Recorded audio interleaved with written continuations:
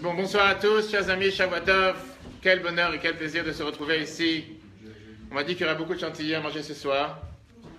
Mais tout d'abord, Chodesh Tov, Rosh Chodesh aujourd'hui, c'est le mois de Shvat, le mois dans lequel la Torah nous dit que nous aurons de bonnes nouvelles. Shvat, c'est aussi l'acronyme du mot Shenishma Besorot Tovot, que nous attendrons des bonnes nouvelles. Et je suis sûr et certain que ce mois-ci, ce sera un mois parfaitement clair, parfaitement avec de bonnes nouvelles pour chacun. Et c'est la fête d'Yitro, exact. Et donc, sans plus attendre, je vous introduirai la personne qui donnera... Madame, j'ai oublié votre... Madame Halal, pardon. Madame Halal qui donnera la conférence ce soir. Elle a préparé un discours, je dis, merveilleux, intéressant, passionnant.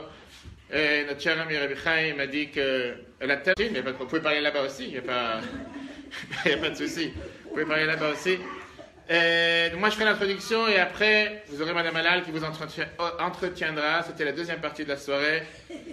Pas besoin de faire venir ici ni Gad, ni Kev, ni qui que ce soit. On a ici quelqu'un qui est vraiment performant. Et on m'a toujours dit que les générations qui sont plus âgées que nous sont les plus performantes. Là est la preuve. Tout d'abord, un grand remerciement à Monsieur et Madame Samama pour organiser cette merveilleuse soirée. C'est pas si facile de faire bouger un public un samedi soir en général. Et surtout dans une ville comme Chantilly, où il y a tellement de choses qui se passent le samedi soir. Faire venir des gens pour écouter les paroles de Torah, c'est pas simple, mais quand ça se passe, c'est merveilleux, et vraiment, Kol HaKavod, vous pouvez l'applaudir très fort. Ok, aujourd'hui nous avons lu une paracha très riche, la paracha Vaera, une paracha qui est pleine d'émotions, qui est pleine de sens, qui est pleine d'explications, qui est pleine d'enseignements. Mais le Prime m'a demandé de parler d'un thème qui nous tient à cœur et qui est vraiment quelque chose qui nous touche dans la vie de tous les jours. Où se trouve Dieu lorsque nous avons des épreuves? D'abord, j'espère et je prie que nous n'ayons pas d'épreuves. On demande tous les jours de ne pas avoir d'épreuves, on ne veut pas avoir d'épreuves. Tous les matins dans la prière, la première des phrases que nous disons, « Al tevienu liden isayon ». On demande à Dieu de ne pas avoir d'épreuves. On ne veut pas avoir d'épreuves. Sauf que la vie est faite de telle manière que parfois, même si on ne cherche pas des épreuves, il y a des épreuves. Alors, vous pouvez vous imaginer qu'une épreuve, ça peut être que Dieu nous en préserve à quelqu'un qui est malade ou quelqu'un qui a une situation de santé difficile. Une épreuve, ça peut être qu'un enfant s'est levé le matin et il était sûr que sa mère lui a préparé une pizza, je ne sais pas, avec un yaourt au chocolat, et à la place, il s'est retrouvé avec des céréales, un yaourt à la vanille. C'est une grande épreuve. C'est très grave. Je ne vais pas demander à chacun de lever la main, de lever le doigt. Mais des fois, quelqu'un il peut se sentir démoralisé du fait qu'aujourd'hui, il a voulu commencer la journée du pied droit, et à la fin, il s'est retrouvé avec quelque chose à quoi il ne s'attendait pas. Mais plus sérieusement, combien de fois on se pose la question... Comment se fait-il qu'il y a des gens qui souffrent? Comment se fait-il qu'il y a des gens qui ont des difficultés? Comment se fait-il qu'il y a à peine 3 semaines, un terroriste musulman décide de prendre un camion et rouler sur un groupe de soldats à Jérusalem et tuer 4 de nos soldats? Comment se fait-il qu'à travers notre histoire, le peuple juif n'a pas connu que des périodes glorieuses, n'a pas connu que des périodes faciles? Et en commençant par ce qui s'est passé en ce moment, en 2448, juste avant la sortie d'Égypte. 86 ans de souffrance, 86 ans d'esclavage, 86 ans dans lesquels le peuple juif ne voit pas la lumière, ne sait pas comment il va s'en sortir, ne pense pas un instant qu'il va pouvoir s'en sortir. À tel point qu'ils sont tellement souffert, qu'ils ont tellement subi, qu'il y avait un total désespoir que même Moïse est venu voir Dieu en disant « Il ne faut pas me croire. C'est impossible que ces gens-là vont vouloir changer. » Avec une telle souffrance, avec un tel malheur, même si quelqu'un va venir leur dire que les choses vont s'améliorer. Je vais raconter une histoire personnelle. J'ai eu la chance d'être en Russie et en Ukraine de nombreuses fois. C'était juste après que le communisme est tombé en 90. J'étais là-bas en mission. Chabad a l'habitude d'envoyer toujours des jeunes pour s'occuper des communautés. Aujourd'hui, grâce à Dieu, Chabad est très très répandu dans toute la Russie, dans tout ce qu'on appelle l'ex-URSS. Et j'étais dans des villes, soit en Russie, soit en Ukraine, où c'était 3-4 ans après que le communiste est officiellement tombé. On organisait des Darim de Pessah, on organisait des communautés, j'étais une fois 3 mois d'affilée en été, on organisait les offices. C'était incroyable de voir que malgré que le communiste est tombé, quand les gens étaient assis dans la prière, quand il y avait le Chazan qui avait le dos face à toute la communauté, dès qu'il se retournait, tout le monde regardait dans le livre. Presque comme il se passe des fois dans une école ou quoi que ce soit. On parle des gens adultes. Les gens qui marchaient dans la rue, des gens d'un certain âge, quand ils marchaient dans la rue, qu'apparemment il n'y a rien, le communiste est tombé. Il se retournait chaque 2 secondes pour s'assurer qu'il n'y a personne qui les suive. Et je peux vous citer comme ça des dizaines de cas qui, à moi-même, qui étais jeune, que j'ai eu la chance de ne pas connaître le communiste, ça déchirait le cœur. Parce que c'est des gens qui ont été formatés d'un système que même si aujourd'hui on vient et on leur dit « sache que le communiste est tombé », ça ne rentre pas pour eux dans leur tête. Peuple juif, 86 ans d'esclavage, 86 ans de souffrance, pas seulement qu'il souffre, pas seulement qu'il est dans une situation de désespoir, mais il ne voit pas la journée. Et on va tout de suite voir ensemble les quelques questions que Moïse est venu à demander à Dieu dans cet échange bizarre qui est la première fois qui a pris place, dans lequel Moïse il essaye de demander à Dieu, mais ça ne sert à rien de dire qu'on va les libérer, qu'on va venir, parce que concrètement, penses-tu un instant qu'ils vont faire confiance? Ils sont tellement dans leur souffrance, je ne sais pas s'ils vont réussir à s'en sortir. Donc ensemble, ce soir, on va essayer d'analyser ce point basé sur un merveilleux discours que le Rabbi a prononcé en 1983. Le Rabbi a prononcé ce discours avec beaucoup d'émotions et beaucoup de larmes, dans lequel le Rabbi parlait pas seulement de la souffrance qui s'est passée à l'époque, mais parlait surtout de la souffrance de notre peuple, du peuple juif, chaque jour, chaque instant, dans chaque situation, comment y faire face. Je vous ai dit tout à l'heure que cette semaine, ce Shabbat, nous avons lu une paracha merveilleuse, avec tellement d'enseignements riches, qui est d'ailleurs connecté, c'est les mêmes points entre la paracha qu'on a lu la semaine dernière et cette semaine. On va y arriver. On terminera avec une magnifique histoire, dans laquelle le Rabbi nous donne justement la remède et la devise, comment y faire face. Alors tout d'abord, revenons dans l'histoire, et bien sûr, si quelqu'un a une question, n'hésitez pas à poser, à intervenir. On a déjà eu plusieurs interventions de Mme Halal. Et tout celui qui veut intervenir, pourquoi pas, il n'y a pas de souci. La fameuse question qui est demandée, pas seulement dans nos jours, mais depuis le départ, c'est une question qui nous ramène à l'histoire. Quand on se rappelle que tout au début, Yosef était quand même l'empire. Yosef était l'empereur, était quand même le chef du peuple juif, mais pas seulement du peuple juif, il dirigeait le monde. L'Égypte qui était vraiment la première puissance à l'époque. Yosef, un jeune juif, qui vient de sortir de prison, 12 ans il a passé en prison sans aucune raison, il devient le vice-roi d'Égypte, il gère la planète, il gère le monde, il nourrit le monde entier. Et malheureusement, il décède à l'âge de 110 ans avec tous ses frères, et il ne reste plus personne de la génération de Yosef. Bonsoir, Shavuotov. Et malheureusement, qu'est-ce qui se passe? Un nouveau roi émerge, un nouveau roi existe. Et ce roi, c'est un roi qui apparemment, c'est un roi où il fait semblant de ne pas connaître Yosef, ou bien c'est vraiment un nouveau roi, et il décide de trouver la solution finale. Cette solution finale, dans laquelle il se dit, c'est pas possible qu'un petit peuple qui est rentré ici à 70 âmes devienne ici très rapidement, quelques centaines de milliers, voire quelques millions à la sortie d'Égypte. Il faut faire quelque chose pour s'en débarrasser. Mais la Torah nous raconte comme quoi Moïse, qui a grandi dans le palais de Pharaon, puisque au départ, avec le complot que Pharaon a voulu mettre en place, d'abord de faire en sorte qu'il n'ait plus envie d'avoir des enfants, avec des travaux forcés, après de faire en sorte de tuer les enfants à la naissance et de tuer les premiers-nés, de tuer les enfants en bas âge, à tel point que le Midrash nous dit que 300 000 enfants juifs ont été tués par Pharaon qui se baignaient tous les jours dans leur sang. C'était un but concret de vouloir anéantir le peuple juif, mais pas depuis le départ. Au départ, c'était travaux forcés, faire en sorte qu'il n'ait pas de futur, qu'il n'ait pas d'espoir, qu'il soit totalement dans le désespoir, après ne pas avoir d'enfants, ne pas avoir de rapport, et après tuer les enfants. Moïse, qui est dans le palais, qui n'a absolument aucun devoir de sortir du palais. Il vit comme un roi, comme un prince. Il a grandi dans le palais de Pharaon. Ce fameux Moïse sort du palais pour aller voir ce qui se passe avec ses frères. Il ne faut pas oublier que Moïse, quand même, vient de la tribu de Lévi. Il était au courant qu'il y avait des Juifs qui étaient là-bas en Égypte.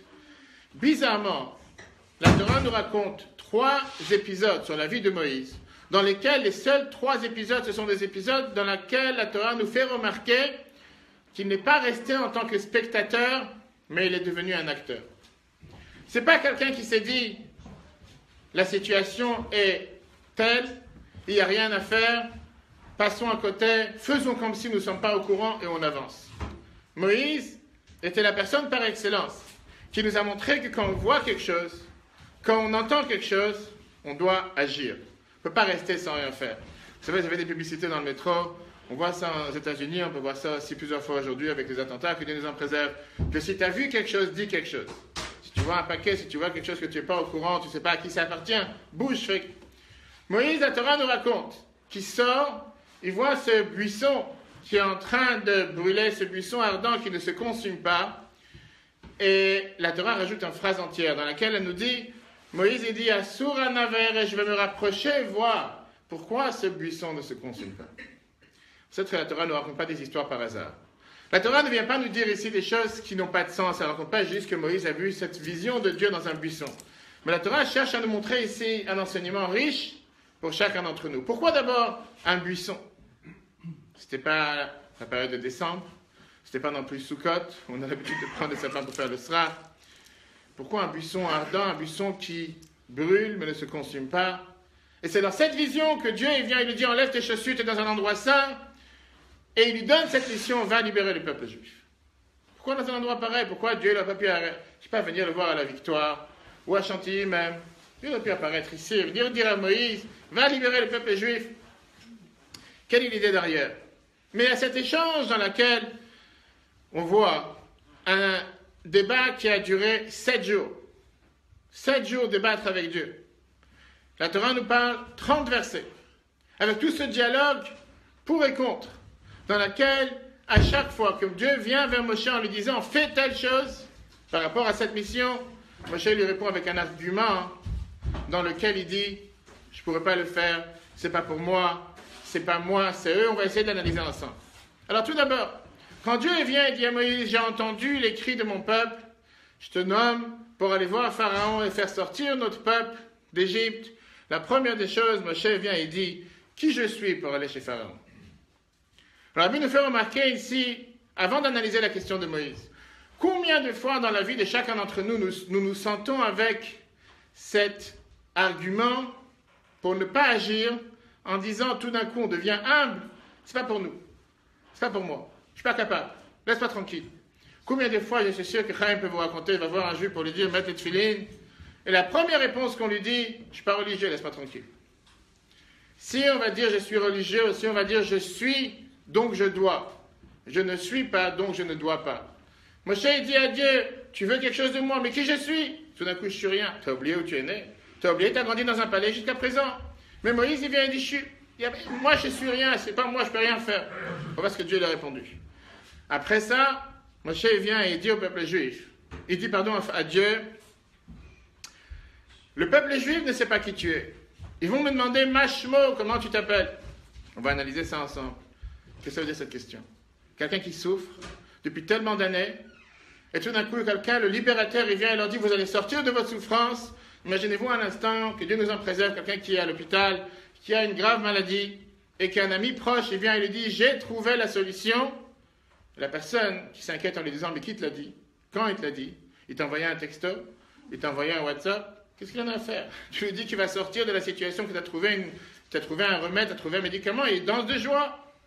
Et là, Moshe vient et dit à Dieu, mais quand je vais leur dire que je vais les sortir d'Égypte, ils vont venir me dire, mais comment il s'appelle?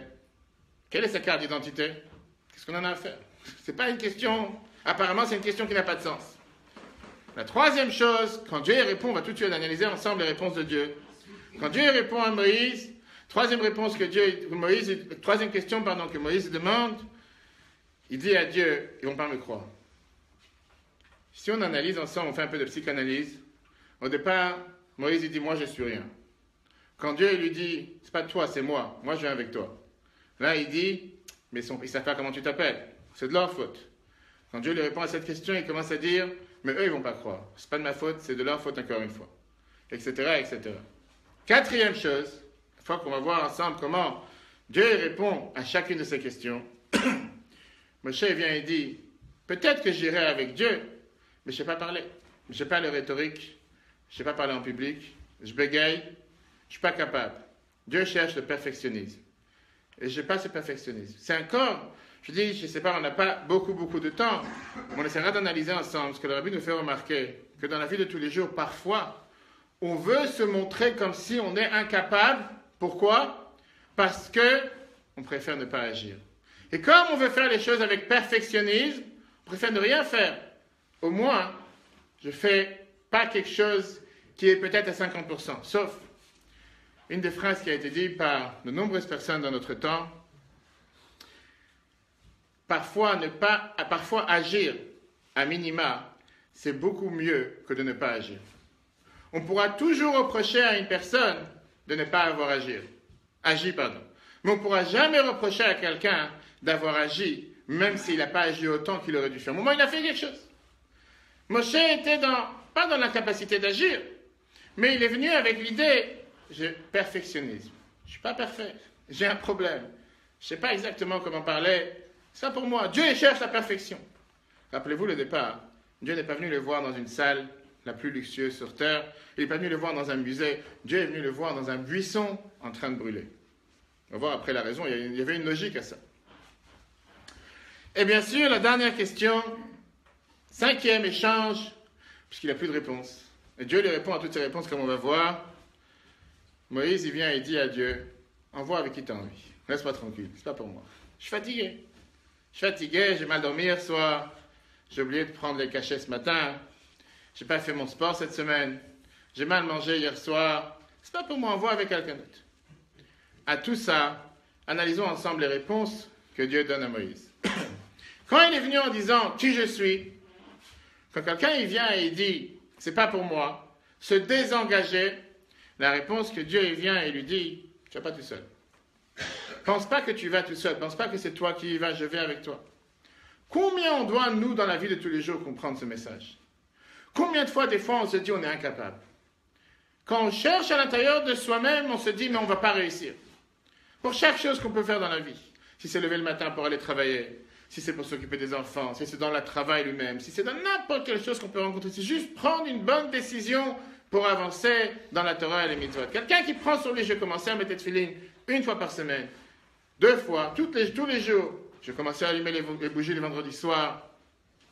N'importe quelle bonne décision qu'on veut prendre, on a tout de suite ce sentiment à l'intérieur qui vient nous dire mais on va te prendre pour un fou.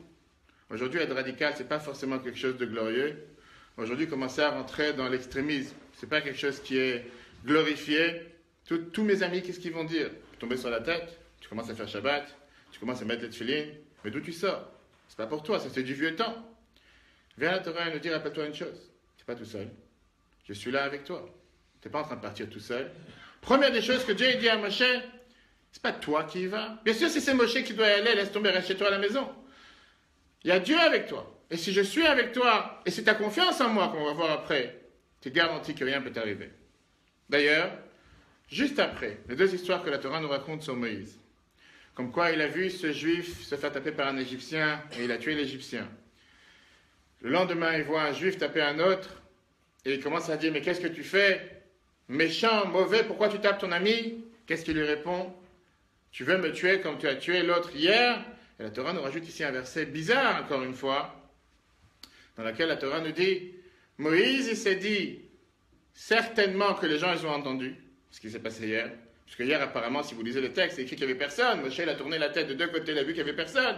Il s'est dit, les gens, ils ont entendu, il a eu peur, et il s'est enfui. Et après ça, la Torah continue en disant, Pharaon, il a entendu ce qui s'est passé, il a voulu tuer Moïse, et Moïse, il s'est enfui, aller chez Midian, etc. Le Rabbi fait ici une allusion, j'ouvre une parenthèse rapide. Le manque de foi en Dieu de Moïse à cet instant a fait qu'il a dû s'enfuir. Si jamais il n'aurait pas eu peur, il n'aurait pas eu le besoin de s'enfuir. Pourquoi la Torah nous rajoute ce verset entier? Pour nous dire que le fait que Moïse a eu ce manque de confiance en Dieu à cet instant en disant il a eu peur, tu sais, tu as eu peur. Qu'est-ce que tu as fait hier? Tu as fait quelque chose de mal? Tu as défendu un du peuple juif. D'ailleurs, ça c'était une des marques de fabrique de Moïse, de ne pas laisser les choses se passer parce qu'il les a vues et il passe à côté, mais d'agir. Et c'est d'ailleurs pour ça qu'il a été choisi pour être le libérateur du peuple juif. Comme il a eu cette manque de confiance, pour ça, il a eu le devoir de s'enfuir. La parenthèse, par rapport à cette réponse, quand parfois on a un manque de confiance en soi, et on se dit qu'on ne va pas réussir, Dieu vient et nous dit, je suis avec toi. À la deuxième question, quand il a dit,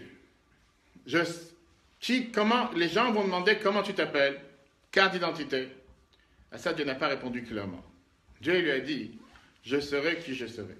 On va rentrer après dans les détails de cette réponse. Qu'est-ce que ça veut dire? D'abord, qu'est-ce que ça veut dire la question? Qui on a affaire, comment Dieu il s'appelle? Mais ce qui dérange le plus, c'est pas ça. C'est qu'on n'est pas né aujourd'hui. Le peuple juif, on est en 2448. 2447 exactement. Avant Akol et Tiplé. Le peuple juif est bien au courant de qui est Dieu. Abraham, allez-y. Oui. Qu'est-ce que ça veut dire la sortie? Avant la sortie, avant les duplés. Ah, bien sûr. Oui, oui, bien sûr. C'est là que Dieu est apparu à Moïse pour lui dire d'aller libérer son peuple et de commencer avec l'état des duplés. Il était en Égypte à ce moment-là? Il était dans le désert. La Torah dit qu'il était dans le désert, exactement. Avant même la sortie d'Égypte. Quand il a tué, il n'avait pas encore eu la vision du sort. D'accord, et Voilà, donc il ne pouvait pas avoir un manque de confiance en Dieu. Il a eu peur sans lui parce que... Vous avez 100% raison, sauf que c'est pas qu'à cette... Encore une fois, c'est ce que j'étais en train d'expliquer. Les patriarches étaient déjà en contact avec Dieu. Les générations après les patriarches étaient aussi en contact avec Dieu. Il était le frère du Pharaon. Qui? Moïse? Oui. Non. Non. Il était... Attendez. Mais quand je dis le frère... J'arrive, je vous réponds. On sait très bien que c'est le demi-frère, on sait bien que c'est pas son frère. Rappelez. Il a été récupéré par la sœur de Pharaon. Qui était le père et la mère de Moïse? On a vu ça dans la paracha de cette semaine, la semaine dernière, Amram et Yocheved, qui descendaient de la tribu de Lévi. Je reviens au buisson parce que le buisson avait... Vous a marqué. Favorisé par la police. Et je comprends qu'après le buisson, il peut avoir peur. Mais avant le buisson, il a déjà peur d'Hachem. Et ça, c'est compréhensible parce qu'il a tué quelqu'un. Et tuer quelqu'un aujourd'hui, rien qu'avoir la foi en Dieu et tuer quelqu'un, c'est humain.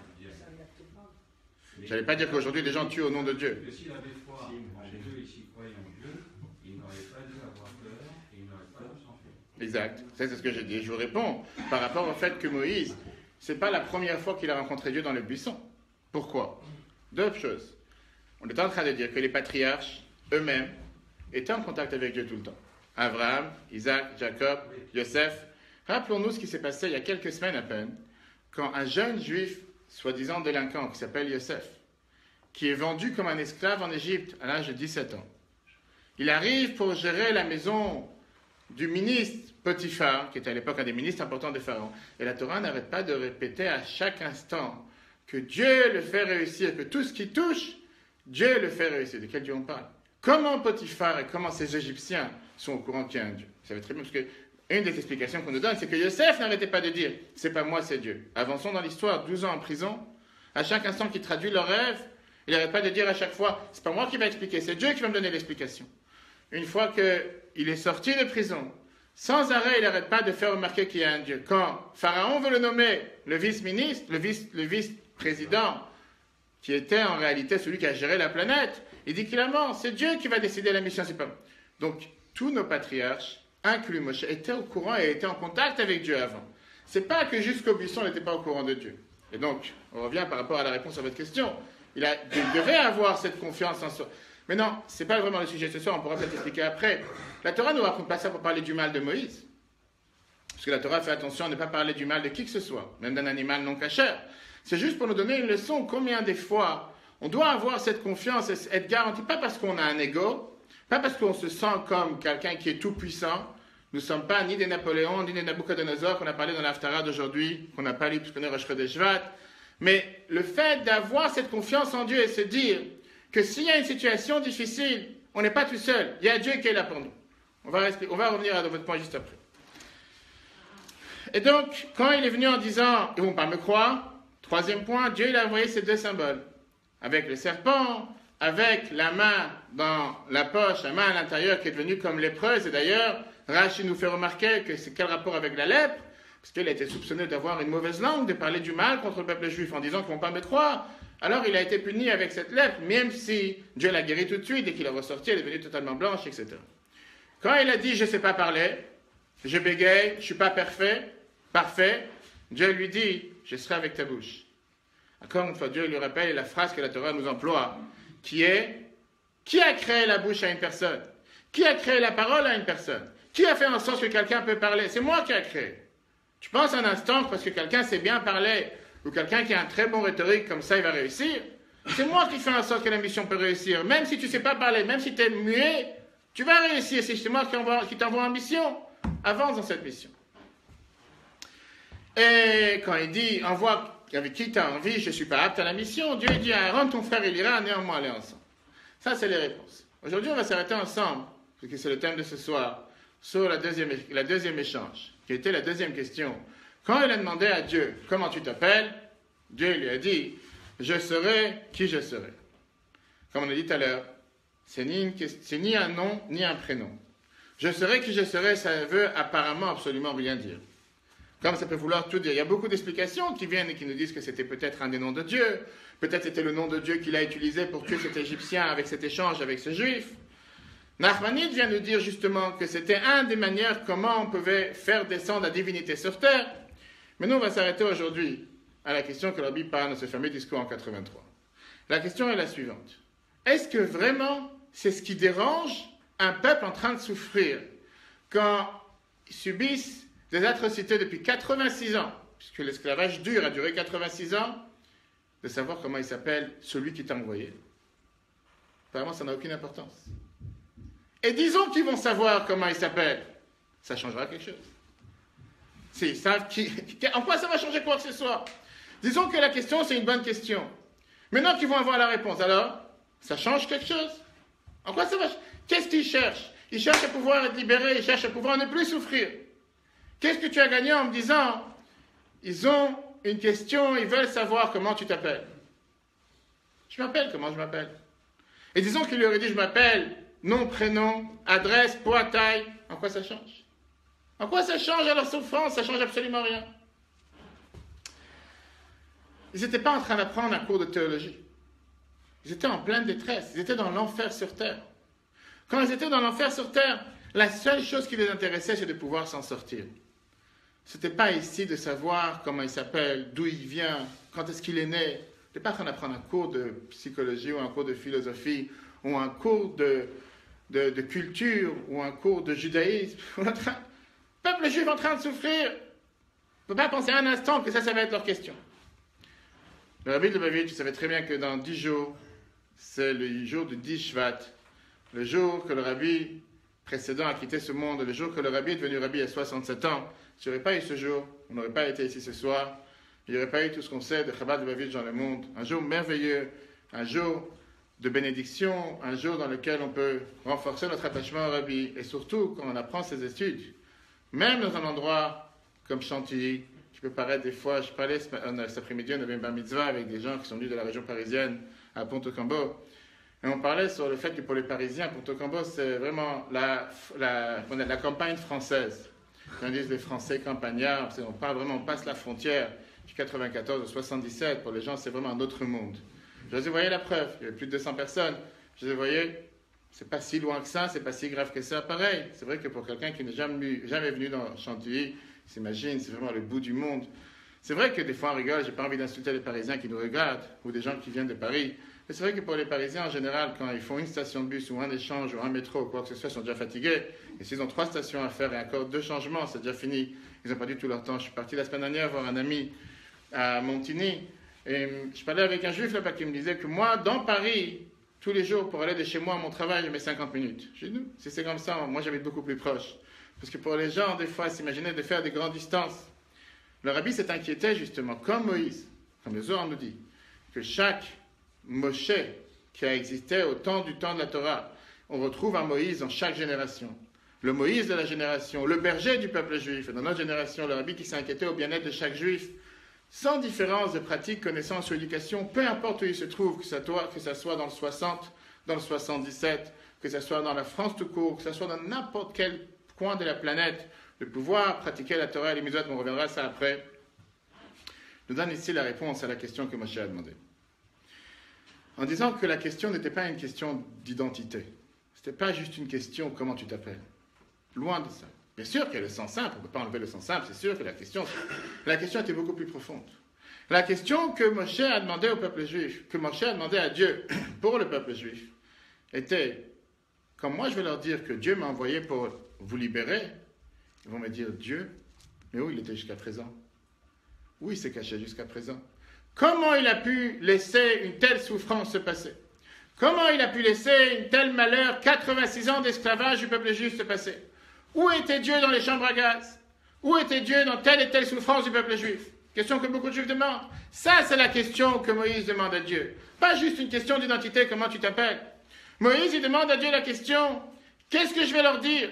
Je viens voir un peuple qui souffre depuis 86 ans, avec une telle souffrance, un tel désespoir. Qu'est-ce qu'ils vont me dire? Dieu, c'est maintenant qu'il se réveille. Et qu'est-ce qu'il a fait jusqu'à présent? Où il était jusqu'à maintenant? Pourquoi il n'est pas venu nous sauver? Pourquoi il nous a laissé souffrir? C'est à cette question que Moshe demande à Dieu. Qu'est-ce que je vais leur répondre? Qui ne se pose pas cette question? Laisser 86 ans un peuple souffrir, et maintenant il arrive, il tape à la porte. Bonjour, on va sortir. Où tu étais jusqu'à présent? Ils étaient bien au courant qu'il y avait un Dieu.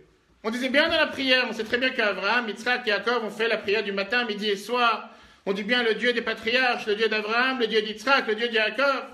On est bien au courant de tout ça. Ils savaient très bien qu'il y a un Dieu, ils parlaient avec un Dieu. La question qu'ils vont demander à Moshe, pourquoi Dieu nous a laissé souffrir?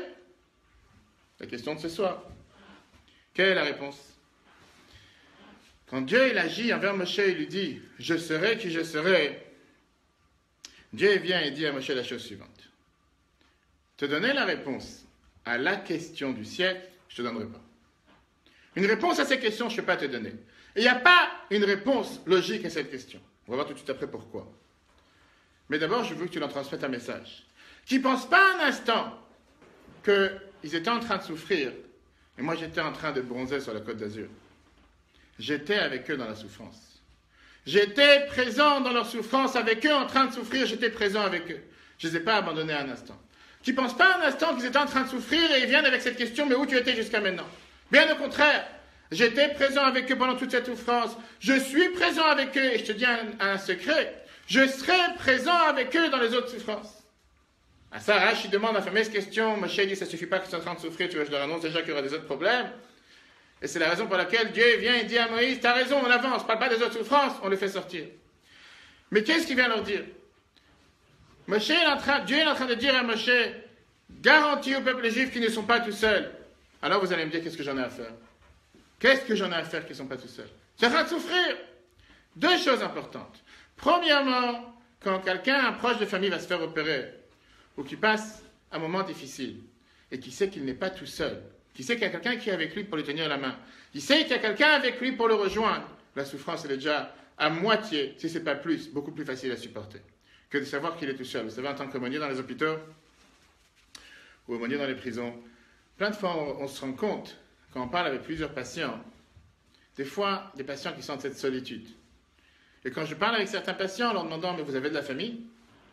Et ils disent, ah, ma fille elle est débordée, elle habite à Paris, c'est venir voir quelqu'un en Seine-et-Marne, elle n'a pas le temps avec le travail, les enfants. Et plein de fois, ça déchire le cœur de sentir une personne, c'est pas une personne qui n'a personne sur Terre. Il y a des fois, malheureusement, des gens qui n'ont personne. Mais il y a quelqu'un qui a de la famille proche. Et que des fois, la famille, elle est peut-être présente, avec un téléphone, 2 minutes, 3 minutes. Mais venir être présent, on va toujours trouver la bonne excuse. Il y a les enfants, il y a le travail. Je ne suis pas en train de juger qui que ce soit. Mais je suis en train de montrer la différence quand quelqu'un, il a cette présence. On voit tout de suite la différence. Quelqu'un dit, oui, je suis bien entouré, ma famille vient me visiter tous les dimanches, ils sont présents, ils m'amènent, ils pensent à moi, ils m'appellent, ils sont là. Je ne suis pas tout seul. Ça, c'était la différence que Dieu est en train de répondre à Moshe en disant, qu'ils ne pensent pas un instant qu'ils sont tout seuls. Ils ne sont pas tout seuls, je suis là avec eux. Et alors? Prenons l'exemple d'un enfant qui ne s'est pas comporté comme il faut. Il a travaillé à l'école. Non. Pourquoi vous pointez du doigt? D'abord, ce n'est pas un enfant, c'est un adulte. Quel âge tu as aujourd'hui? 16 ans. Ça va. C'est déjà un adulte aujourd'hui. Il peut déjà être père aujourd'hui. Ce sera toujours mon bébé. C'est un bébé, c'est pas un bébé, c'est un grand garçon. Pas... Heureusement que tu n'es pas filmé. Personne ne connaît ton nom, on n'a rien dit. Non, on n'a rien dit. Il y a un enfant qui, des fois, il fait quelque chose qui n'est pas terrible. Et qu'un parent, il doit le réprimander. Un enfant ne s'est pas comporté comme il faut. Et les parents vont lui dire, écoute, je t'avais demandé de faire attention, tu n'as pas fait attention, il y a telle et telle chose qui s'est passée. Je ne peux pas faire en sorte que tu voulais aller en sortie avec ta classe, tu ne pourras pas aller en sortie avec ta classe. Tu devras rester à la maison, tu ne pourras pas sortir. Tout le monde sort, tu seras puni. Tu ne pourras pas sortir. Parce que tu dois comprendre qu'il y a certaines choses, tu as passé une grande limite. Très énervé, tu ne pourras pas partir. Je peux vous garantir que pendant que l'enfant n'est pas parti en sortie, le père au travail, il n'est pas à l'aise. Le père au travail, ça le déchire le cœur. Le père au travail, il se sent mal à l'aise du fait qu'il a dû agir de cette manière. Il n'aurait pas voulu avoir agi de cette manière. Et il est perturbé toute la journée en se disant pourquoi il a dû faire quelque chose qui cause aujourd'hui du tort à son fils ou à sa fille. Mais c'est pas qu'il fait ça avec bon cœur. C'est pas qu'il fait ça en train de dire « Ah, finalement, j'ai versé ma colère, je suis tellement content, je suis tellement heureux. » Ça lui fait mal au cœur. Exactement la même chose que Dieu dit à Moshe. Le peuple juif ne me comprend pas. Un moment arrivera que Mashiach sera là qui pourront me comprendre. Mais en attendant, j'ai envie que tu les rassures, dans leur souffrance, je souffre avec eux. Ce qu'on dit à chaque fois dans les jours de jeûne, Imo anochi betzara, je suis avec eux dans leur souffrance. Qui ne pensent pas un instant qu'ils souffrent tout seuls, je suis là avec eux. La Gemara nous raconte une histoire. Rabbi Yossi, une fois, il partait dans les rues, il est rentré dans une des ruines de Jérusalem pour prier. Eliaou, le prophète Élie est venu, il a gardé sur la porte, puisqu'on sait très bien qu'on n'a pas le droit de rentrer dans une ruine, de peur que la maison peut tomber, on va savoir des fois il y a des démons qui tournent à l'intérieur. Une fois qu'il est sorti, le prophète Élie demande à Rabbi Yossi, la Gemara nous raconte, « Mon fils, qu'est-ce que tu as entendu dans cette ruine ?» Il dit, « J'ai entendu une voix qui parle du ciel en disant, « Malheur à mes enfants, qu'à cause de leur faute, j'ai détruit ma maison, j'ai brûlé mon temple, et je les ai exilés dans les différentes nations du monde. » Alors, le prophète Élie dit à Rabbi Yossi, « Je te jure, sur ta tête et sur ma tête. » Ça, c'est la phrase comme la Gemara explique. Qu'il dit pas seulement ça quand tu es rentré aujourd'hui, mais chaque jour, 3 fois par jour. Mais pas seulement ça, Dieu, il vient à chaque fois que le peuple juif dit dans le monde, il y a Shemei Rabba Mevarach, pour répondre dans le Kaddish, que le nom de Dieu soit glorifié. Dieu, il dit, heureux le roi que ses enfants le glorifient de telle manière. Malheur au roi et au père qui a exilé ses parents, ses enfants, et malheur aux enfants qui ont été exilés de la table de leur père. La Gemara va nous montrer ici que Dieu lui-même dit que lui aussi il souffre de cet exil. Lui aussi il souffre des souffrances du peuple juif. Lui aussi il est en train de souffrir. Et d'ailleurs, c'est exactement la réponse à la question qu'on a demandé. Pourquoi Dieu n'a pas apparu au peuple, à Moïse, dans un château, dans un palais, dans une belle salle, mais il a apparu à Moïse dans un buisson ardent. Quel est le critère d'un buisson? Quelle est la spécialité d'un buisson? En quoi un buisson est différent d'un autre arbre? Il y a ici des jardiniers? C'est sec et ça pique. C'est sec et ça pique. Hein? Il est impénétrable. Qu'est-ce qui est impénétrable? Qu'est-ce qui est impénétrable? Le buisson, on ne peut pas rentrer. Et un autre arbre, il est pénétrable. Ah, c'est un jeu de mots? On ne rentre pas dans un arbre. Ah, justement, et un buisson, c'est pour ça que je n'ai pas compris. Le buisson, on ne rentre pas. Ça fait une haie, d'accord. Donc, un buisson est impénétrable et un arbre est pénétrable. Mais on ne rentre pas dans un arbre. Mais un buisson non plus. On reste en dessous. J'ai compris. Et un buisson, la même chose. Non, on cherche à rentrer. On cherche à rentrer. Donc, c'est-à-dire un buisson, c'est un panneau, rentrez, vous êtes bienvenus. Ok, d'accord. Ça, c'est pour madame, madame au chapeau rouge, pour celui qui... Quelqu'un d'autre? Qu'est-ce que tu dis, toi? Tu sais pas. Tu as peur des arbres? Non, il est petit. Non, je peux pas. Petit? C'est petit un buisson par rapport à un arbre. Les enfants se cachent dedans. Les enfants, ils se cachent dedans. Toi, tu es le petit-fils. Comme ça, il a compris. C'était le petit-fils, on a compris, c'est ça. On a déjà entendu la grand-mère. D'accord. Quelqu'un? Hein? La pureté. Ok. D'accord. Quelqu'un d'autre? Et le buisson ardent, c'est une flamme, c'est un feu. Oui, non, moi je parle du buisson ardent, c'est un feu où il y a la vérité, il y a la foi, il y a tout ce qu'il faut. Donc il faut respecter cet endroit, c'est tout. Oui, mais je demande pourquoi il a choisi tel endroit. Quelle est la particularité de cet endroit? Eh bien, cet endroit, parce qu'il y avait sûrement pas d'autres arbres. Il n'y avait pas d'autre arbre. Terriblement inflammable. Le buisson, c'est le désert. Terriblement inflammable. Bravo. Le buisson, c'est le désert, il n'y a pas de vie. Hein? Le buisson, c'est le désert, il n'y a pas de vie, contrairement à autre chose. Je ne peux pas rentrer dans la question d'où il a trouvé un buisson dans le désert, pourquoi tout d'un coup il a poncé un buisson dans le désert. Vous savez qu'aujourd'hui on est capable de tout faire. Aujourd'hui il y a des faux buissons qu'on vend à chaque fois à la période de décembre. C'est ce qu'on appelle des buissons en plastique, on peut les mettre n'importe où. Mais concrètement, quelqu'un a dit quelque chose terriblement inflammable. Et qui c'est qui a dit pic et sec, épineux? Vous êtes le fils. Ouais, non, le père. Le père, mais c'est le fils Le père de... du petit-fils. Le père du petit-fils, d'accord. Donc ça reste dans la famille. Quelqu'un d'autre?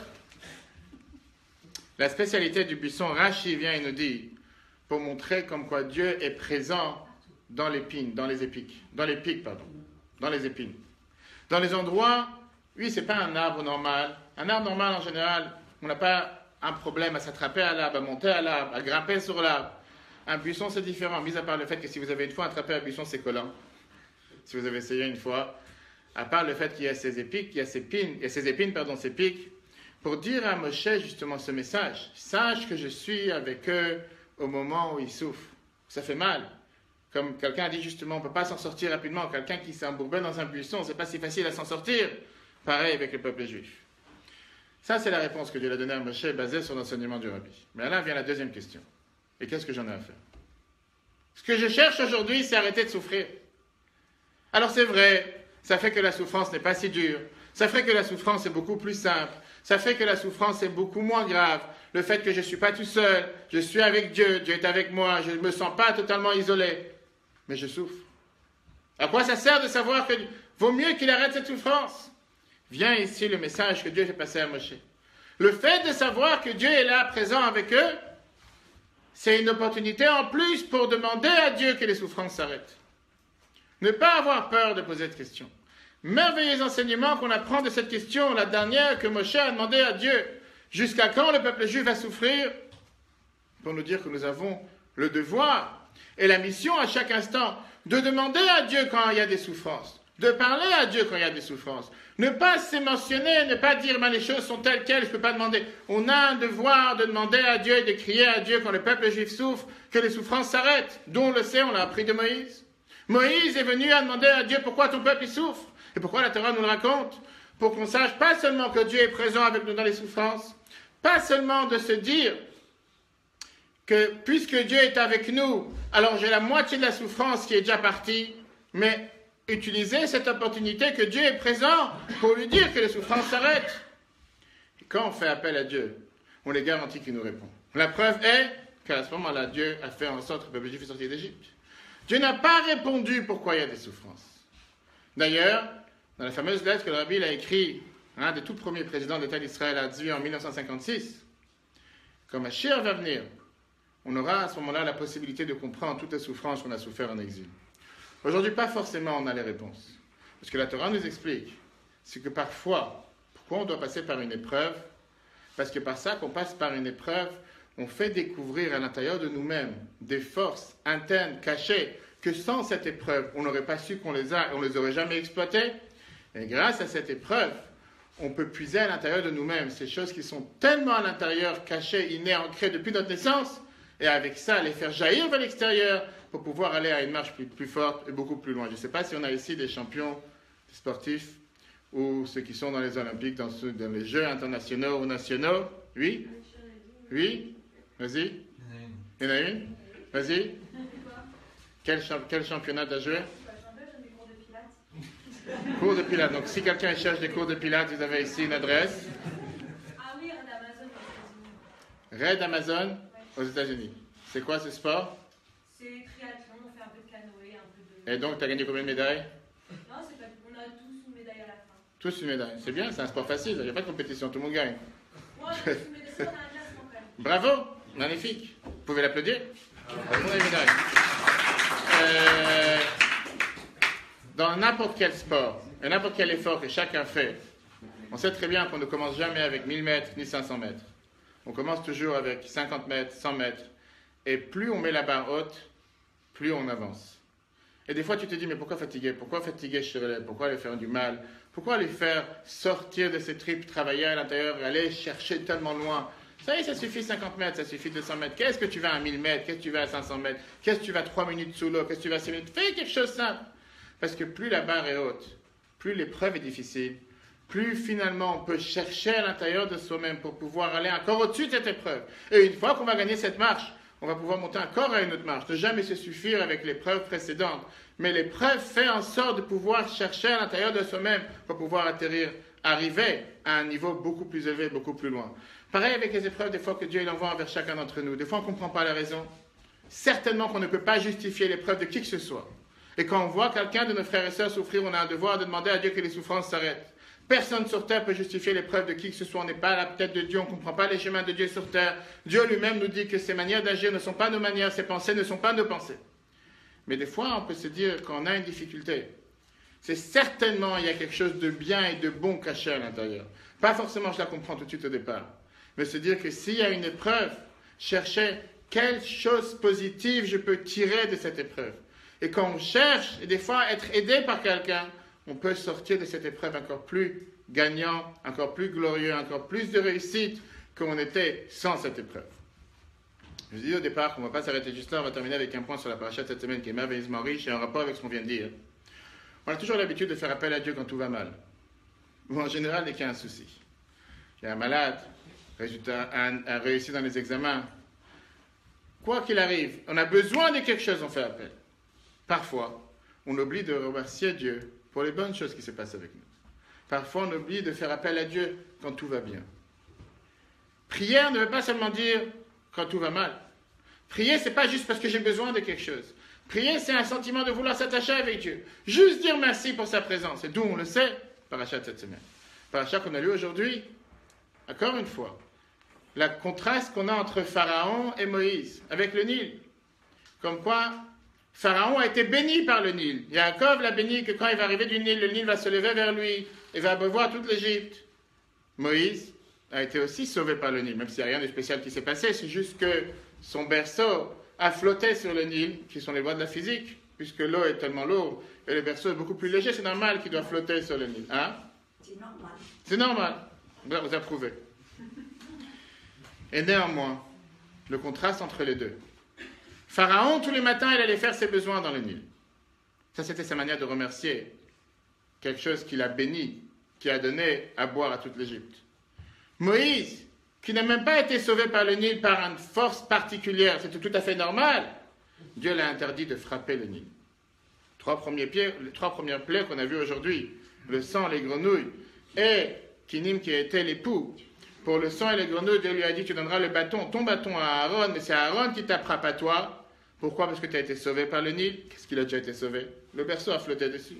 Et l'époux, pourquoi c'est pas lui qui a levé cette poignée de terre vers le ciel, parce que la terre avait caché cet Égyptien qui avait été tué, comme Rashi nous dit. Le Rabbi demande dans cet enseignement, qu'est-ce qui s'est déjà passé? Qu'est-ce qu'il a déjà reçu? Il n'a absolument rien reçu. Il a vraiment, le fleuve l'a sauvé. Un berceau, c'est tout à fait normal que ça flotte sur l'eau. L'eau n'a rien fait pour lui. Pas comme Pharaon, qu'il a énormément bénéficié du berceau, du Nil. Et néanmoins, la Torah, elle donne ici ce sentiment de gratitude. Savoir dire merci. Savoir dire merci envers sa femme, envers son mari, envers ses enfants, envers ses parents, envers la société. Combien de fois on a, décidément il t'en veut beaucoup ce soir, on va parler après ensemble. Combien de fois, et je voulais te dire qu'il te manque de te dire merci plusieurs fois. Ça ne veut pas dire que toi tu dois, ça veut dire que lui doit te remercier. Combien de fois on s'imagine qu'on prend les choses comme tout est dû? Tout à fait normal, je me suis réveillé ce matin, je respire, je parle, je bouge. C'est normal. Dès qu'il y a quelque chose qui ne va pas comme la norme, tout d'un coup, monsieur le rabbin, faites une prière. Et hier, et demain, après la prière, tout va mieux. Tu as aussi demandé, monsieur le rabbin, faites une prière, plus besoin, laisse Dieu tranquille. Tout le temps qu'il y a un problème, fais appel à Dieu. Pas de problème. Viens la Torah, la paracha de cette semaine, et c'est ce que Dieu dit à Moshe. Ne pas faire appel à Dieu quand, soi-disant, tout va mal ou quand il y a un souci, mais faire appel à Dieu et être reconnaissant à chaque instant. Dans une merveilleuse lettre, le Rabbi il écrit la chose suivante, et je terminerai avec une histoire, dans laquelle le Rabbi dit que parfois, quand il y a un manque de reconnaissance pour les bonnes choses que Dieu fait avec nous, ça attire sur nous qu'on risque de perdre les bonnes choses qui se passent avec nous. Parfois, quand on n'est pas reconnaissant pour le bien que Dieu fait avec nous, on risque parfois de perdre toutes les bonnes choses que Dieu fait avec nous, parce que Dieu dit, s'il n'y a pas de reconnaissance, pourquoi le faire? Ce n'est pas un avertissement, mais c'est pour nous faire donner cette conscience. Qu'est-ce qu'on dit dans les bénédictions tous les matins? Qu'on a ouvert les yeux, qu'on peut s'habiller, qu'on peut marcher. On remercie à Dieu à chaque instant des choses qui peuvent être prises comme totalement banales et simples. On a un devoir de reconnaître et d'être reconnaissant. Comme la paracha de cette semaine nous dit avec Moïse, Comme Dieu dit à Moïse dans cette paracha, je suis présent avec eux dans leur souffrance. C'est sûr que je suis avec eux qui demandent que les souffrances s'arrêtent, mais qui n'oublient pas aussi d'être reconnaissants. Une autre phrase, une merveilleuse lettre que le Rabbi écrit à une femme, et ce n'est pas forcément parce que c'est une femme, qui se plaignait de temps en temps sur ses soucis, qu'elle a différentes difficultés. Le Rabbi lui écrit 3 lignes. Quand est-ce que c'est la dernière fois que tu as remercié Dieu avec joie pour les bonnes choses qui t'arrivent? Elle avait tous les droits de se plaindre, certainement qu'elle avait des vrais soucis. Mais le Rabbi lui dit, quand est-ce que c'était la dernière fois que tu remerciais Dieu pour les bonnes choses qui t'arrivent? Et parfois, encore une fois, on oublie, on se dit que c'est tout à fait normal, c'est la norme. Apprenons de la paracha de cette semaine comment nous devons, chacun de nous, être reconnaissants. Ne pas perdre espoir quand il y a une souffrance, quand il y a une épreuve, se dire, Dieu ne nous a pas abandonnés, il est présent avec nous. Et puisqu'il est présent avec nous, utilisons le temps pour pouvoir justement lui demander que les souffrances s'arrêtent, que ce soit des souffrances personnelles, que ce soit des souffrances dans la famille, que ce soit des souffrances du peuple juif. Nous avons un devoir de demander, nous prions 3 fois par jour, 18 bénédictions pour demander que Mashiach arrive. 18 bénédictions pour demander que la délivrance arrive. Nous avons un devoir de prier, mais n'oublions pas ce devoir de gratitude, ce devoir de reconnaissance, ce devoir d'être reconnaissant envers Dieu pour chaque bonne chose qu'il nous donne, même si ça nous paraît tout à fait normal. Parce que grâce à ça, nous nous assurons de ne pas avoir besoin de l'interpeller si jamais Dieu nous en préserve, quelque chose ne va pas comme on aurait voulu. Je terminerai avec une histoire. Un juif qui était très dépendant des drogues dures. Heureusement qu'il n'a pas montré avec. J'ai entendu qu'il a fait un signe, quelque chose. Il n'a rien dit. D'accord, discret. Ok, peut-être qu'il est concerné. Je pense ça, je n'ai pas demandé de lever les doigts. Il était vraiment dépendant de drogues dures. Et c'est quelqu'un que malheureusement, vous savez, parfois, que Dieu nous en préserve, quelqu'un qui devient dépendant, il n'est pas forcément en contrôle de toutes ses, on va dire, de tout son état, de toutes ses pensées, de toutes ses manières d'agir. Il est appelé le Shler du Rabbi à Buffalo, en l'État de New York, dans les années 70-80, et il met un ultimatum au téléphone. On savait qu'il était dépendant, on savait que c'était quelqu'un qui souffre, et il dit à cet émissaire du Rabbi en lui disant, ou tu me donnes une preuve tout de suite, où est Dieu, sinon je me suicide. C'est pas mal. On vient de voir, le peuple juif a demandé où est Dieu, où était caché Dieu jusqu'à présent. Non, même le suicide, ça le concerne. Non, J'ai eu peur, je sais pas où je suis tombé. Suicide-toi et à ce moment-là, tu auras Dieu. Parce que tout à l'heure, je me suis trompé, au lieu de venir ici, je suis parti vers l'hôpital de la Croix-Rouge. Non, mais je ne savais pas c'était... D'accord. Peut-être c'est pour ça. Ok. Il s'est mis, c'était difficile. Parce qu'on a affaire avec quelqu'un qui n'est pas forcément contrôlable sur téléphone. Et on ne peut pas savoir si vraiment il est sérieux dans ce qu'il dit ou si c'est quelqu'un qui peut passer à l'acte. Et qu'est-ce qu'on fait?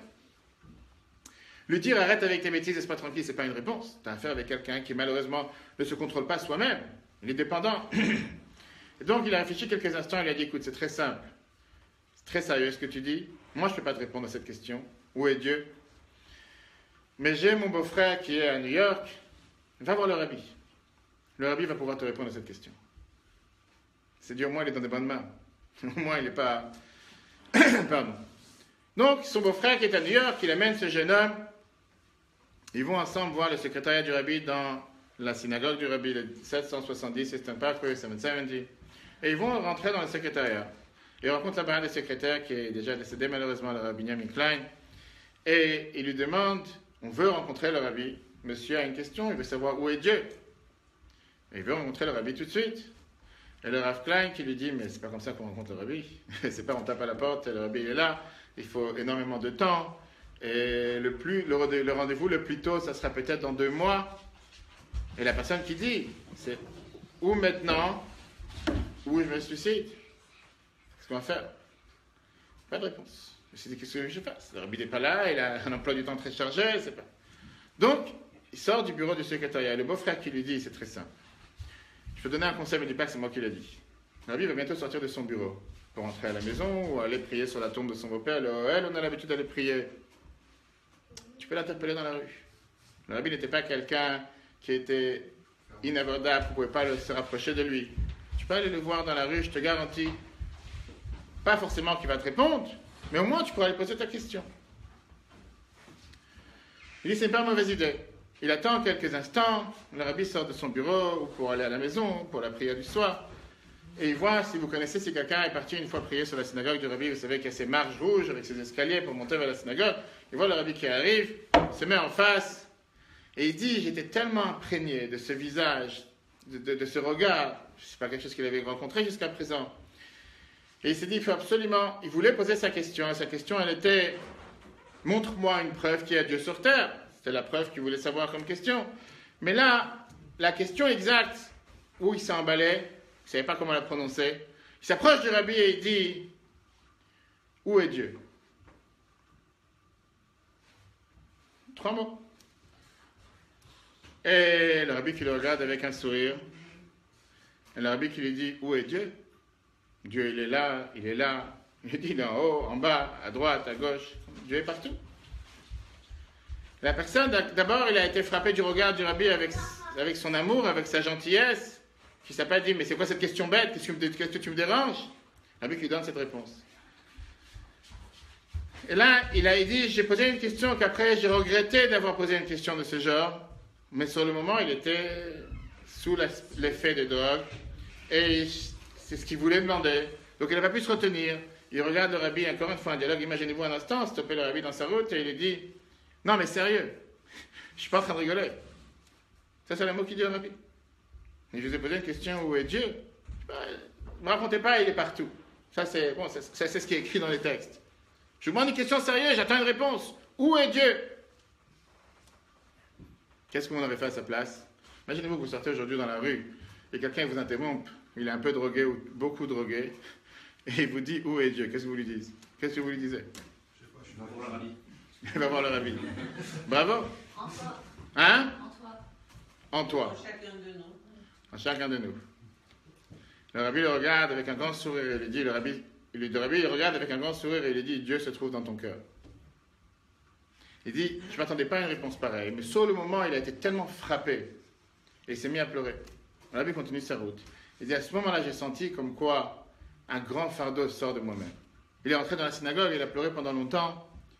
Il s'est dit, ça m'a fait réagir en me disant, mais c'est vrai, qu'est-ce que je vais chercher ailleurs? Qu'est-ce que je vais chercher partout? Qu'est-ce que je cherche un échappatoire avec ces différentes drogues pour me sentir spirituel, pour me sentir élevé, alors que Dieu se trouve à l'intérieur de moi? Il a pleuré quelques heures et à la fin, il s'est rapproché au judaïsme. Il est devenu un juif pratiquant, il s'est marié, il a fondé une famille. Et il a mérité pendant de nombreuses années à amener la matzah que le rabbi donnait la veille de Pessah pour la communauté juive de Buffalo. Quelle est la leçon de cette réponse? Quand on parle ce soir, où est Dieu quand nous avons des épreuves? Ne pas penser un instant qu'il est à la porte. Ne pas penser un instant qu'il n'est pas présent. Ne pas penser un instant qu'il n'est pas avec nous. Il est présent, il est avec nous, il est avec son peuple à chaque instant, dans n'importe quelle circonstance, dans n'importe quelle difficulté. Et oui, nous avons un devoir de demander à Dieu que les difficultés s'arrêtent. Et comme on a mérité à l'époque au temps de la sortie d'Égypte, que grâce à ça, que le peuple juif n'a pas perdu l'espoir, nous sommes sortis, la même chose nous mériterons dans notre génération, en se rappelant que si on demande à Dieu que les souffrances du peuple juif s'arrêtent, et on parle à Dieu régulièrement, et on demande à Dieu de pouvoir réussir dans cette mission sur terre que Dieu nous a donnée d'éclairer le monde et de faire de ce monde un monde meilleur, nous mériterons tous ensemble, très prochainement, encore avant qu'on arrive la fête de Yud Shvat, de se rencontrer, de se réunir tous ensemble avec le Rabbi à Yerushalayim. Et comme on l'a dit tout à l'heure, Rosh Chodesh Shvat, c'est aussi le mois qui est un acronyme de 3 mots, qu'on entende de bonnes nouvelles, que Dieu fasse que chacun d'entre nous ici présent puisse entendre de bonnes nouvelles, être béni avec des bonnes nouvelles, ne jamais avoir aucune épreuve, avoir seulement des bons décrets, des bonnes nouvelles, et que très très rapidement, chacun d'entre nous, le peuple juif tout entier, soit réuni à Jérusalem avec Mashiach, et à ce moment-là, on fera la plus grande fête en entendant la nouvelle Torah de la bouche de Mashiach. Shavuot Tov à tous, si vous avez des questions, n'hésitez pas. Merci. On dit merci, vous avez bien. On dit merci, vous avez bien écouté. Et moi, on m'avait dit que vous avez posé plusieurs questions, et maintenant, si quelqu'un a des questions, avec grand plaisir. Allez-y. Pas spécialement dessus. Hein. Ah, n'importe, avec plaisir, pourquoi pas. C'est considéré comme la souffrance pendant le 80 ans, c'était parce qu'il c'était pour punir le peuple? Non, en aucun cas. Parce que quand vous avez fait les métaphores avec l'enfant qui est puni par son père, le père a souffert pour de la punition. C'est pareil pour... La réponse est une très bonne question. Est-ce que c'était une souffrance? Est-ce que c'était une punition? Rappelons-nous que Dieu l'avait déjà dit. Hein? Rappelons-nous que Dieu l'avait déjà dit à Abraham que tes enfants vont être esclaves dans un pays qui n'est pas le leur, Et après ça, ils ressortiront avec une grande richesse. À ça, Abraham, il est venu, il a dit, tu sais quoi, je te pardonne la richesse. Laisse-moi enlever la souffrance. Et là est le métaphore que Dieu il a dit à Abraham, non. Les choses doivent se passer d'une certaine manière. Je ne sais pas si vous êtes maman. Ah, ça c'est votre fils, encore une fois. D'accord. Ok, désolé. Vous savez pas, décidément, j'ai pas fait exprès. J'ai vraiment pas fait exprès. J'ai pas fait exprès. Excusez-moi. Non, mais vous n'avez rien à avoir honte. Mis à part le suicide et les drogues, il y a vraiment... Pas, hein? Non, j'ai pas. Si vous êtes maman, grâce à Dieu, que Dieu vous le protège jusqu'à 120 ans, grand garçon, c'est pas un bébé, ça je peux contester. Mais pour être maman, il faut passer par 9 mois de grossesse. 9 mois, des fois 7, des fois 8, mais en tout cas 9 mois, plus ou moins. Je ne suis pas une femme. Je ne peux pas vous dire qu'est-ce qu'une femme passe pendant 9 mois de grossesse, mais grâce à Dieu, je suis marié, j'ai des enfants. On sait très bien ce changement interne qui se passe dans le corps d'une femme pendant 9 mois. Parfois, une femme doit être allongée pendant 8 mois de la grossesse. Parfois 7 mois, parfois 6 mois, parfois depuis le départ. Et des fois, combien de gens se posent la question, mais pourquoi tant de souffrance? Pourquoi, par peur de perdre l'enfant? Et on ne parle pas d'arriver au moment finalement de l'accouchement et au moment de l'expulsion. Et que Dieu nous en préserve s'il manque de l'oxygène quelques instants, s'il manque des fois des malformations à vie, et quand finalement tout se passe bien. Tout d'un coup le sourire et tout d'un coup la joie qu'il y a chez les parents et chez la maman surtout qui a subi tout ce changement pendant 9 mois. Elle se dit c'est certainement que ça valait la peine. Mais pour ça il fallait passer 9 mois de difficultés. Je ne veux pas dire de maladie, que Dieu nous en préserve, c'est la plus grande joie sur terre de donner naissance à un enfant. Quelqu'un qui va vouloir venir et dire « Je ne suis pas prêt à passer ces 9 mois, je vais avoir un enfant tout de suite en un instant. » Peut-être ça arrivera en 2020. Et pour l'instant, comment Dieu fait les choses, il faut passer par 9 mois de grossesse. Vous savez la fameuse histoire avec une femme justement qui est partie voir une fois le rabbi en disant « Je voudrais avoir une bénédiction pour avoir un enfant. » Le rabbi lui a dit « Amen, Bekarov, prochainement. » Elle a dit « Mais rabbi, je veux une bénédiction tout de suite. » Et le rabbi qui lui répond avec un sourire « Il faut bien que ça prenne 9 mois. Je n'ai pas une bénédiction tout de suite. » Ça, c'est la réponse à votre question. Oui, parfois, on n'a pas cette patience. Alors, ça ne veut pas dire qu'il faut souffrir. D'ailleurs, c'est une des raisons pourquoi Pharaon a été puni. Le fait que Dieu avait dit qu'on devait passer par la case Égypte, personne n'a demandé qu'il devait agir avec une si grande cruauté, méchanceté envers le peuple juif. On devait effectivement être esclave, mais on aurait pu être esclave en train d'être assis et cueillir, je ne sais pas, des noix de coco ou comment on appelle ça, des ananas. On va savoir qu'est-ce qui poussait en Égypte, si ça pousse quelque chose aujourd'hui. Le fait qu'il a agi avec une telle méchanceté, c'est pour ça qu'il a été puni, il n'avait pas le devoir de le faire. Donc, dire que c'était une punition, ce n'était pas une punition, mais c'était le système que Dieu a mis en place, que pour pouvoir sortir, pour pouvoir devenir le peuple juif qui n'était pas encore, pour pouvoir recevoir la Torah, il fallait passer par cette case. Punition, non. Mais est-ce qu'il fallait y passer en tant qu'épreuve? Oui. Fameuse histoire, encore une fois, parce que vous avez lancé cette question. Personne, une fois, qui est venu voir le rabbi en lui disant « J'ai tellement de difficultés, j'ai tellement de souffrances, j'arrive pas de souffrir, j'arrive pas à m'en sortir. » Et je me demande à quoi ça sert toutes ces épreuves, toutes ces difficultés. Et le rabbi lui dit la fameuse phrase qu'on répète sans arrêt, que des fois il faut descendre pour aller plus loin, pour remonter plus loin. En hébreu, une descente amène des fois à monter plus loin. Alors il dit au rabbi, oui, ça c'est dans les textes. Moi je parle du réel. Ça ne m'intéresse pas ce que vous dites des textes. Le rabbi dit d'accord, pas de souci. Le rabbi était assis à son desk, à son bureau, et la personne était en face. Le rabbi lui dit, vas-y, saute sur la table. Est-ce que tu es capable de sauter sur la table? Il dit, qu'est-ce que ça veut dire sauter sur la table? Il dit, saute sur la table.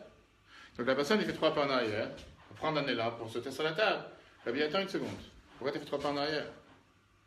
Il dit, parce que pour monter sur la table, il faut que je prenne l'élan en arrière. Il t'a donné la réponse. C'est ce qui se passe dans la vie de tous les jours. Des fois, on ne prend pas ça de cette manière. Mais on sait très bien, encore une fois, quand on reprend les sportifs, des fois, il faut faire un élan, se rabaisser beaucoup plus bas pour lancer une balle de tennis ou va se voir n'importe quel autre, pour pouvoir aller beaucoup plus loin. Et parfois, on n'a pas cette patience de vouloir passer par la case épreuve. Quelqu'un, il se lance dans un concours et il se dit, mais je vais avoir cette médaille, je vais avoir ce diplôme, que ce soit infirmière, avocat, peu importe quel diplôme. Mais des fois, il est en train de réviser des nuits entières avant de passer l'examen. Il dit, mais qu'est-ce que je suis rentré dans cette galère? Qu'est-ce que j'avais besoin de prendre la tête? Et quand on lui dit, tu sais quoi, ne craque pas au dernier instant. Ne regrette pas les efforts que tu viens de faire jusqu'à maintenant. Il te reste un dernier instant. Des fois, une maman qui doit accoucher, le docteur lui dit, il te reste une seule fois à pousser. Encore une fois, 2 fois, c'est fini. Ne jamais lâcher à cet instant. Et c'est ce que la Torah vient de dire dans la paracha de cette semaine, ne pas perdre cet espoir. Au contraire, des fois, quand la situation elle est tellement dure, se dire c'est forcément la journée après. Rabbi avait toujours la phrase en disant qu'il ne fait jamais nuit au début de la nuit. Il ne fait jamais noir. Il fait nuit, mais nuit-jour, on va dire. Il fait très très noir juste avant qu'il fasse jour. Quand des fois on est au bout du tunnel et on ne voit pas d'où va venir la lumière, la situation nous paraît tellement sombre, on doit se dire forcément juste après arrive la lumière. Il faut avoir cette patience et pas perdre espoir.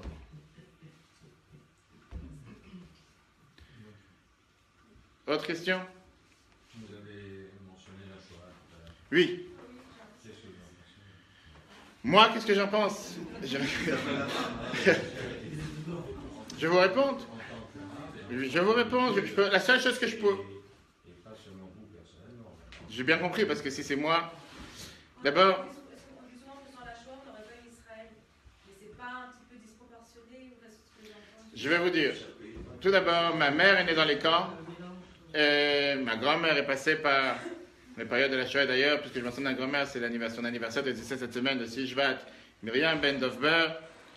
Elle est passée, elle a traversé toute cette époque de la guerre, donc je suis au courant des histoires, pas seulement parce qu'on a lu dans les livres, mais niveau personnel. Ce que le rabbi nous a dit sur la Shoah, pas plus tard que la semaine dernière, il y a 2 semaines, en 91. À l'époque, il y avait un certain monsieur qui se disait rabbin, qui parlait en Israël en disant qu'il va y avoir un deuxième holocauste, que Dieu nous en préserve, puisque le peuple juif ne pratique pas la Torah, ne mange pas kasher, ne fait pas Shabbat, et que Saddam Hussein, que Dieu efface son nom, envoyait des scad missiles sur Israël, et il allait être missionné par Dieu parce que les Juifs ne sont pas pratiquants, etc. Le rabbi, en règle générale, ne répondait pas à des bêtises pareilles dites, même si c'était ouvertement. Cette fois-ci, je me rappelle que j'ai eu la chance de l'entendre directement du rabbi. J'étais à l'époque présent, pas seulement avec un mal au cœur, mais avec des cris profonds, dans lesquels le rabbi parlait de longues minutes. Si vous comprenez le yiddish, je pouvais entendre le discours, et sinon quelqu'un peut vous le traduire. Rien que d'entendre comment le rabbi crie. Comment une personne peut se dire qu'il comprend le chemin de Dieu sur terre? Avec quel droit tu te permets de justifier une telle souffrance et une telle atrocité comme la Shoah? Le rabbi rentre dans les détails en disant que les enfants, les mamans, les bébés, comment on peut dire qu'ils ont été punis? Comment on peut oser dire que c'est une punition de Dieu? Comment on peut oser dire qu'ils ont été punis parce qu'ils n'étaient pas croyants, ou n'étaient pas pratiquants? Ça veut dire que même la personne la plus mauvaise sur terre ne mérite pas le plus petit pourcentage des souffrances qui se sont passées. Personne sur terre peut venir et répondre pour Dieu en disant que Dieu a fait telle et telle chose pour telle et telle cause. Nous n'avons pas de réponse pourquoi ça s'est passé. Nous n'avons aucune explication pourquoi ça s'est passé. Mais une chose qu'on sait, c'est que Dieu est en train de souffrir avec le peuple juif. Comme on vient de voir dans la paracha de cette semaine. Dieu est en train de souffrir avec le peuple juif. Dieu n'était pas ici de manière...